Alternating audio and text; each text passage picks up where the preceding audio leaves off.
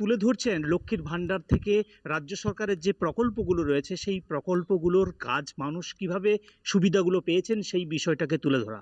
পাশাপাশি বাঁকুড়া লোকসভা কেন্দ্রের তৃণমূলের যিনি প্রার্থী রয়েছেন সেই অরূপ চক্রবর্তী সভাধিপতি হওয়ার সময় তিনি যে কাজ করেছেন, মানুষের জন্য কি কাজ করেছেন সেই বিষয়টাও কিন্তু তুলে ধরছে ছাত্র পরিষদের নেতাকর্মীরা।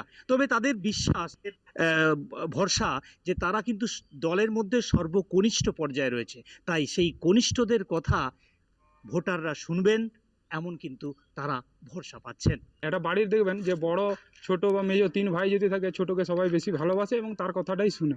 তো আমরা সেই হিসাবেই মানুষের কাছে আমরা ভেবেছি যে আমাদের কথাটা মানুষ ভালোভাবে শুনবে, তার জন্যে আমরা প্রচারে বেরিয়েছি এবং আমরা মমতা ব্যানার্জির যে নানা রকম প্রকল্প, সেই প্রকল্পগুলো সবার সামনে রাখছি। এবং অরূপ চক্রবর্তী যে মানুষের পাশে সবসময় থাকে, যে সে আমাদের ইউনিভার্সিটি করার থেকেই হোক বা জেলা পরিষদের সভাধিপতি থাকার সময় তিনি যে 1000 কিলোমিটার রাস্তা করেছিলেন এবং করোনার সময় মানুষের পাশে যে চাল ডাল আলু বা যেরকমভাবেই হোক সাহায্য করেছিলেন, তার জন্য আমরা ওইটা বলেই প্রচার করছি। যারা মূল কাণ্ডারি তাদের তো বাড়িতে গিয়ে ভোট চাওয়ার মতো আর মুখ নেই, তাই ছোট ছোট ভাইগুলোকে ভোটের প্রচারের জন্য এখন কাজে লাগিয়েছে।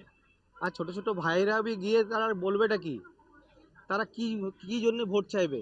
মায়েদের তো আজকে মান সম্মান লুণ্ঠিত, তা আমরা সন্দেশখালিতে দেখে নিয়েছি। তা আমার মনে হয় এগুলো শুধু প্রহসন ছাড়া কিছু নয়। আগামী সামনে লোকসভা ভোট, 2 লক্ষ ভোটের উপর লিড নিয়ে ভারতীয় জনতা পার্টি বাঁকুড়া লোকসভা থেকে জয়লাভ করে। সামনে লোকসভা নির্বাচন, আর সেই নির্বাচনকে পাখির চোখ করে প্রচারে ঝাঁঝ তুলছেন প্রার্থীরা, দলের কর্মী সমর্থকরা।